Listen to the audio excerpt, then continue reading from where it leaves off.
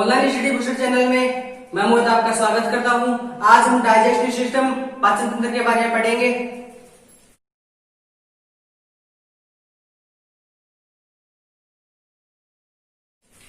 Digestive system पाचन तंत्र, भोजन का पाचन हमारे शरीर में कैसे होता है, कहाँ होता है, किस ग्रंथि की वजह से होता है, कौन सा रस निकलता है, वो आज हम सब पढ़ेंगे। तो डाइजेस्टिव सिस्टम का प्रारंभ कहाँ से होता है, भोजन का पाचन स्टार्टिंग कहाँ से होता है।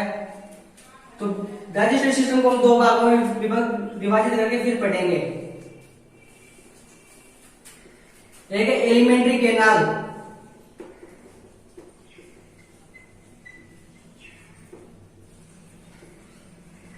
एलिमेंट्री कैनाल जिसको आहार नलिका बोला जाता है।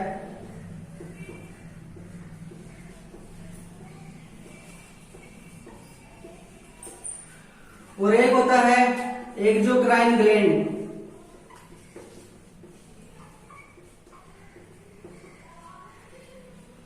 या डाइजेस्टिव ग्लैंड, भोजन पाचन में सहायक ग्रंथि।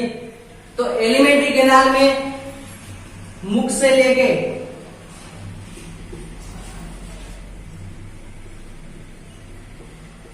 गुदा एनस तक जो नलिका फैली होती है उसको एलिमेंट्री कैनाल बोला जाता है। और इसमें एलिमेंट्री कैनाल में कौन कौन से आते हैं? एलिमेंट्री कैनाल में एक नंबर पे आता है मुख,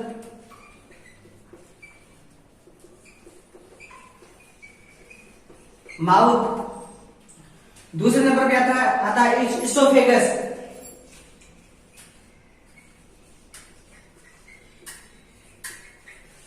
और माउथ में एक नंबर पे आता है माउथ। माउथ में हम माउथ के दो पार्ट करके पढ़ेंगे। एक होता है टिप, दांत, और दूसरा होता है टंग,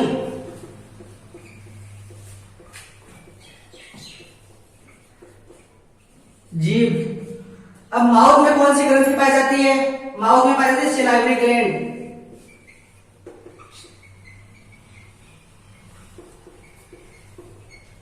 लार ग्रंथि, जो कार्बोहाइड्रेट शर्करा का पाचन करती है।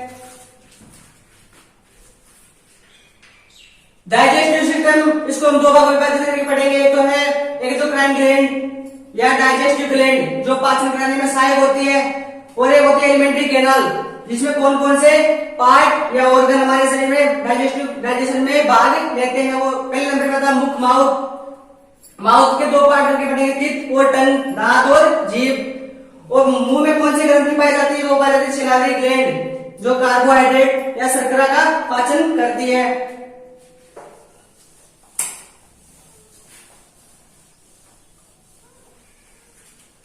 दूसरे नंबर पे आता है इसोफेगस,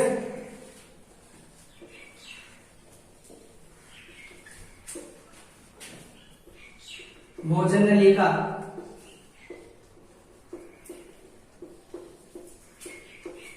भोजन नलिका, इसके अंदर कोई भी ग्लैंड नहीं पाई जाती, ग्रंथि नहीं पाई जाती है। ये भोजन का ट्रांसफर करता है। जो भोजन हमारे मुंह में डाइजेशन हुआ है उसका स्टमक में ट्रांसफर करता है। इसका काम होता है ट्रांसफर का।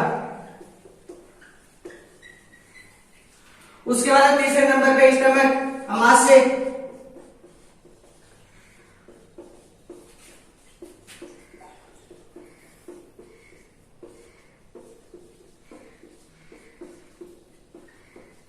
आमाशय, पेट या उधर। इसमें कौन सी ग्लैंड पाई जाती है? इसमें पाई जाती है गैस्ट्रिक ग्लैंड, गैस्ट्रिक जूस, जठरीय रस।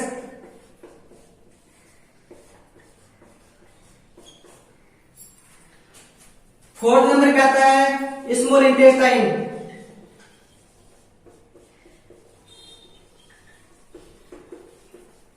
छोटी आंत,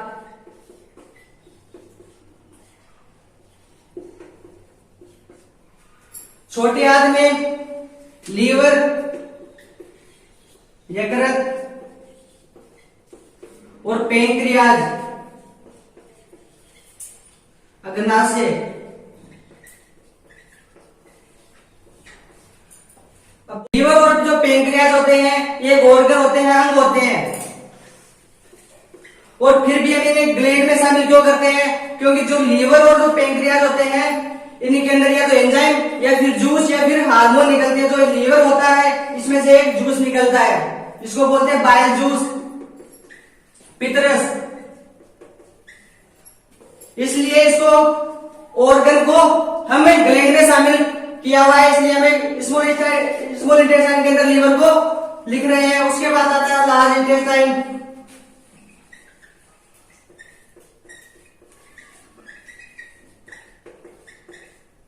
लार्ज इंटेस्टाइन में कोई भी ग्लैंड नहीं पाई जाती है। लार्ज इंटेस्टाइन में भोजन तब आता है जब पूरा पचित हो जाता है। उसके बाद अब है जो पहले नंबर पर पढ़ा था माउथ, अब हम उसके बारे में विस्तार से पढ़ेंगे।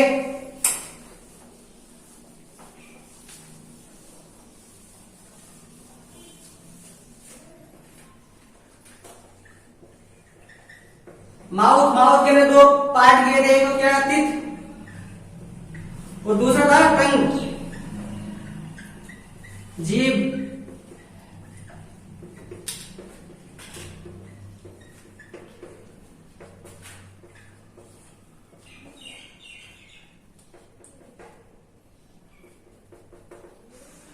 टीथ दांत की जो स्ट्रक्चर होती है वो ऐसी होती है।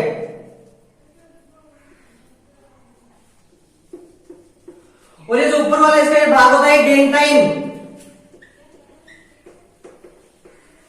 Plus enamel. इनेमल जो होता है वो ह्यूमन बॉडी का लार्जेस्ट पार्ट होता है, और ये नीचे वाला जो होता है ये होता है रूट पार्ट, जिसको बोलते हैं मसूड़ा।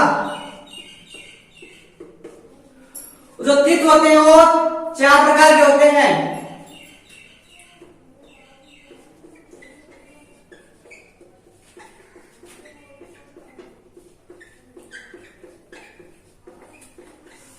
नंबर 1 पे आता है इंसीजर,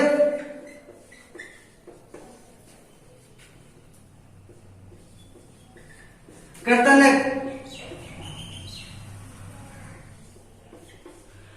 और सेकंड नंबर पे आता है केनाइन, रदनक।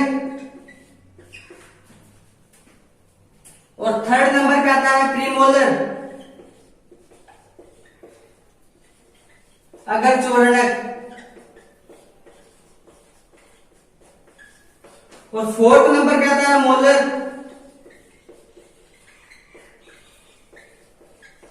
चोरणक। अब ये इंसीजर कितने होते हैं, केनाइन कितने होते हैं, प्रीमोलर कितने होते हैं और मोलर कितने होते हैं? जो कृतनक होते हैं ये होते हैं 8, और जो केनाइन होते हैं ये होते हैं 4, और जो प्रीमोलर होते हैं ये होते हैं 8, और जो मोलर ये होते हैं 12। अब कुल मिला के हम ह्यूमन बॉडी में कितने दांत होते हैं? 32 दांत होते हैं एडल्ट में। और चाइल्ड में चाइल्ड में कितने दांत होते हैं? और बच्चों में या ह्यूमन में उनकी लाइफ में, उनके जीवन काल में कितनी बार दांत आते हैं? तो उनके 2 बार दांत आते हैं। कितने दांत 2 बार आते हैं? तो 20 दांत 2 बार आते हैं।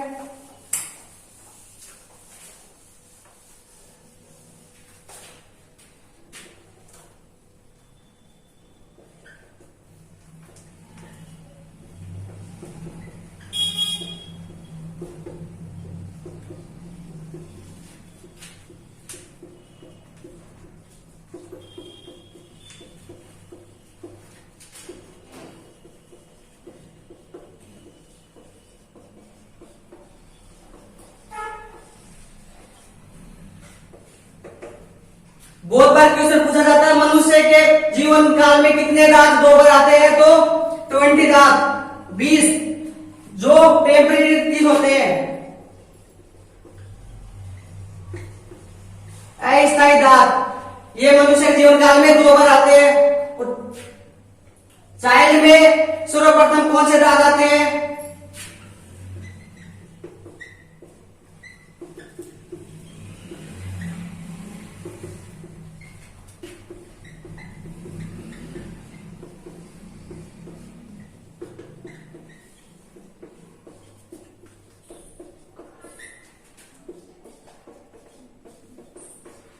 तो बच्चों में सर्वप्रथम आते हैं इंसीजर,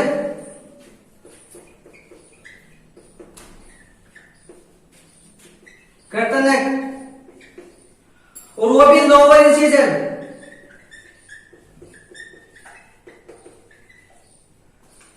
अब बच्चों के जो तित का फॉर्मूला होता है, दंत सूत्र क्या होता है?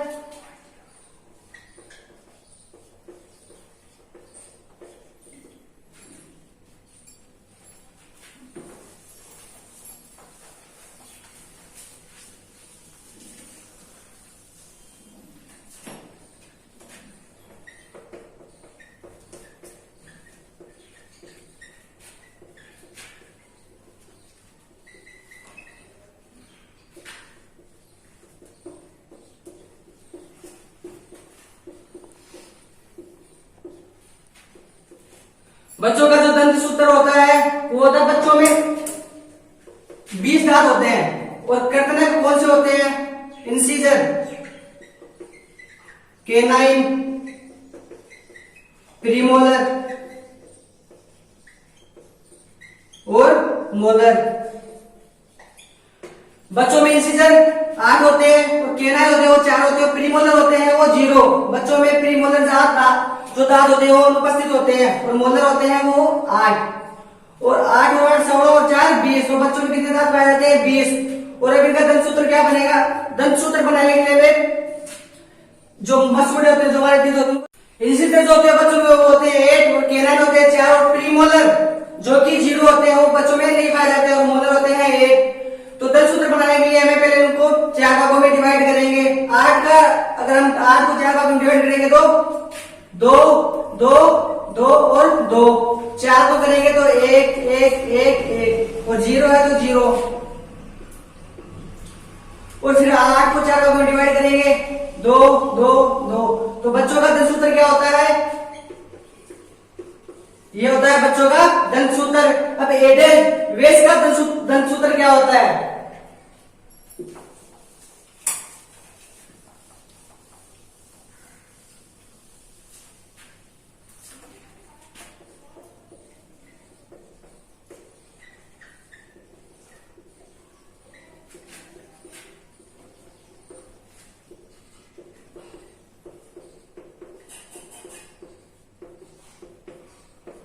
वेस का दंत सूत्र होता है, वेस में कितने दांत होते हैं इंसीजर के? 8। केनाइन, कर्तनक 4, और प्रीमोलर जो कि 8 होते हैं, और मोलर 12 है। अब इसका भी हम क्या नाम है दंत सूत्र बनाएंगे, तो उससे पहले इनको डिवाइड करेंगे 4 भागों में। तो इसको वापस 4 भागों में डिवाइड करेंगे तो 2 2, और 4 भागों में डिवाइड करेंगे तो 4 को तो 1 1 1 1। 8 को 4 भागों में डिवाइड करेंगे 2 2 2, और 12 को 4 भागों में डिवाइड करेंगे तो 3 3। तो एडेड का दंत सूत्र क्या होता है? 21 और 23। बहुत बार एग्जाम में पूछा गया है वेस का दंत सूत्र और चाइल्ड का दंत सूत्र। तो ये होता है वेस का, और चाइल्ड का होता है 21 0 2। इंसीजर जो हाथी के बाल के दांत होते हैं उनको बोलते हैं इंसीजर, और जो मांस चबाने में काम आते हैं मांसाहारी जानवरों के होते हैं कर्तनक। उसके बाद आता है सेकंड नंबर पे टंग, जीभ।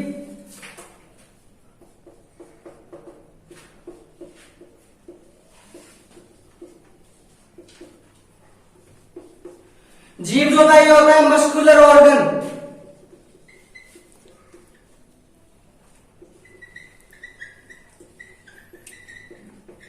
मांसपेशी अंग।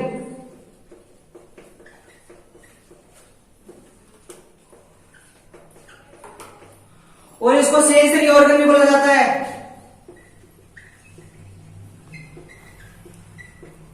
संवेदी अंग।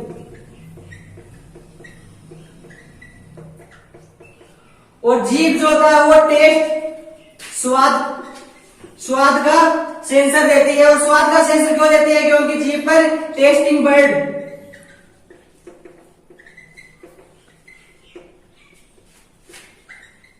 स्वाद कलिकाएं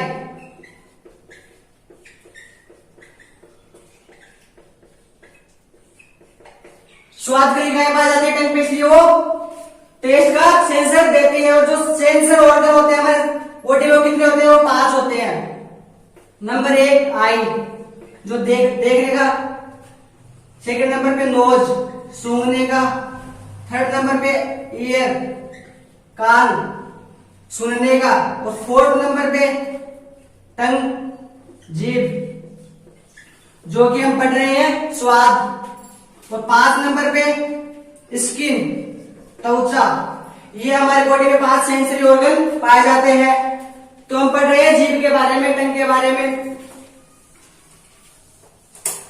जो जीभ की स्ट्रक्चर होती है वो होती है ऐसी।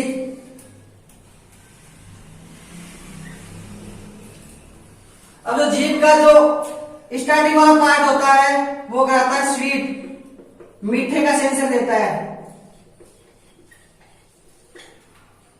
और जो पार्श्व पार्ट होता है ये देता है साल्टी, नमकीनी।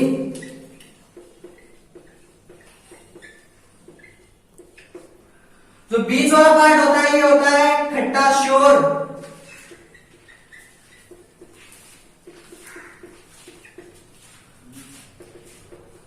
और ये जो पार्ट होता है ये बीटर, कड़वा।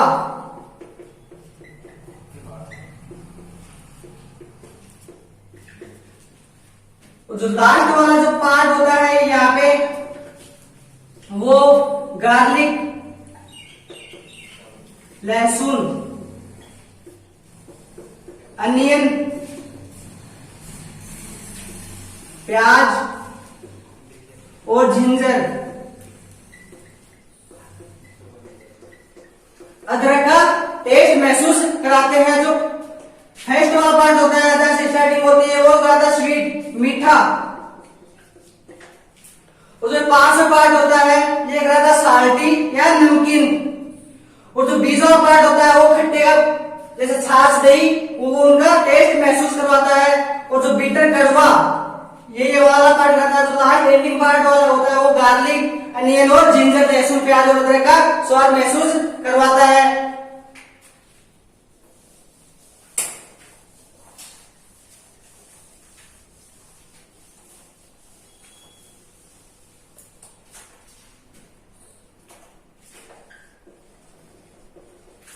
माउथ कैविटी, मुख गुहा।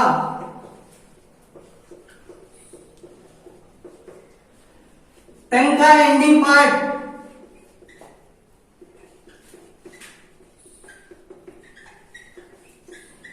टंग का एंडिंग पार्ट होता है वो होता है मुख गुहा। और जो मुख गुहा होता है उसी से जीभ कनेक्ट हुई होती है। अगर मुख गुहा से हमारी जीभ कनेक्ट नहीं है तो या तो वो बाहर निकल के पड़ जाएगी या फिर हम भोजन खाएंगे तो उसके साथ अंदर चली जाएगी। उसके बाद आता है दूसरे नंबर पे इसोफेगस, भोजन नली का।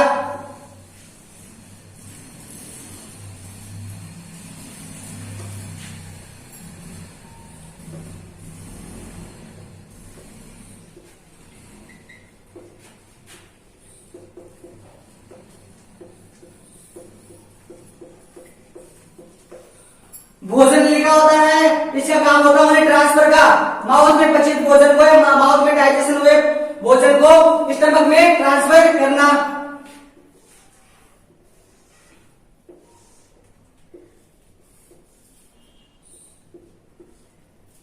ये जो है ये फूड पाइप। और ये है जो ये व्हाइट पाइप है श्वास नली। यहां से भोजन खाया माउथ से और ये यहाँ स्टमक तक ट्रांसफर करेगी। और यहां से जो हम नोज से सांस ले रहे हैं इसका जो व्हाइट पाइप का काम होता है वो फेफड़े तक श्वास को या जो ऑक्सीजन ली है उसको वहां तक ट्रांसफर करना। और इन दोनों के ऊपर एक ढक्कन लगा होता है जिसे घाटी ढक्कन,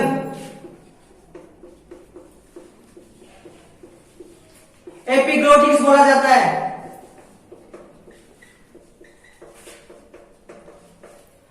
ये ढक्कन क्या काम करता है? जब हम खाना खाते हैं तो ये ढक्कन श्वास वाली नली होती है जो व्हाइट पाइप होती है उसके ऊपर आ जाता है और उसको ढक लेता है जिससे भोजन श्वास नलिका में ना जाए। इसलिए तो बोला जाता है खाना खाते समय नहीं तो हंसना चाहिए और नहीं बोलना चाहिए, क्योंकि ज्यादा प्रेशर पड़ेगा तो ये जो एपिग्लोटिस ढक्कन है ये यहाँ से खुल जाएगा और यहाँ जो भोजन हम खा रहे हैं वो यहाँ से चला जाएगा, जिससे कि हमें श्वास लेने में दिक्कत हो सकती है और हमें हार्ट अटैक आ सकता है।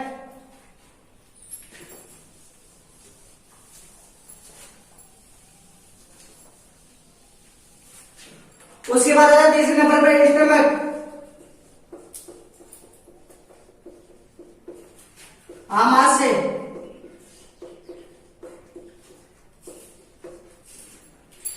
इसको उदर या पेट भी बोला जाता है। आमाशय जो होता है इसमें गैस्ट्रिक जूस निकलता है।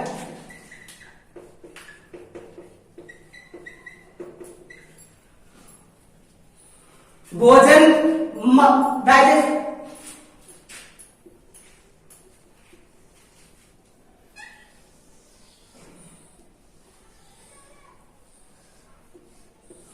ये होती है आमाशय की स्ट्रक्चर।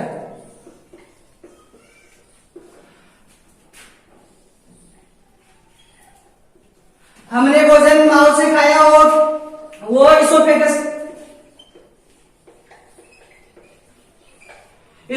को स्टमक में ट्रांसफर कर देगी। स्टमक में वो 1 से 1.5 घंटे तक स्टोर रहेगा। उसके बाद उसका पाचन स्टार्ट होगा और उसका पाचन स्टार्ट कौन करेगा? वो करेगा, इसमें निकलते हैं गैस्ट्रिक जूस और गैस्ट्रिक जूस जो एक्टिव होने के बाद HCl हाइड्रोक्लोरिक एसिड,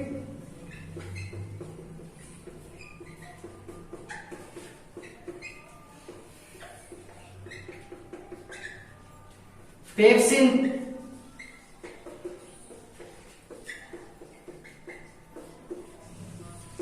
और रेनिन।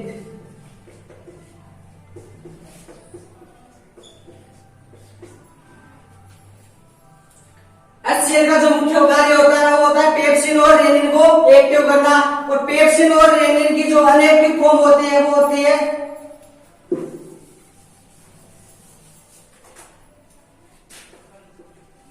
प्रोपेप्सिन,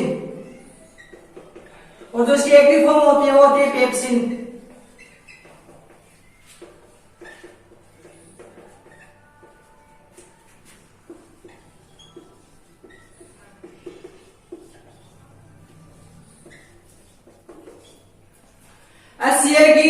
HCl का मुख्य कार्य होता है पेप्सिन और रेनिन को एक्टिव करना।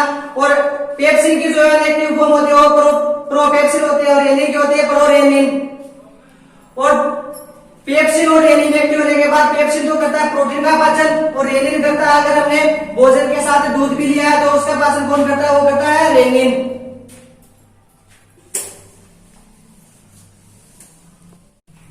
HCl जो होता है इसके पीएच का पीएच मान होता है 0। HCl का पीएच मान 0 होने के बाद में स्टमक या आमाशय क्यों नहीं चलता है? वो इसलिए नहीं चलता है क्यों HCl जो होता है वो होता है अम्लीय प्रकृति का।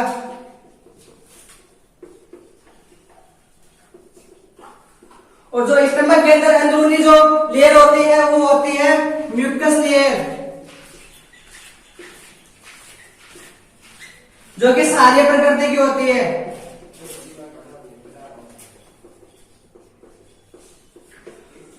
और अम्लीय प्रकृति और क्षारीय प्रकृति मिलकर न्यूट्रल कर देते हैं उदासीन।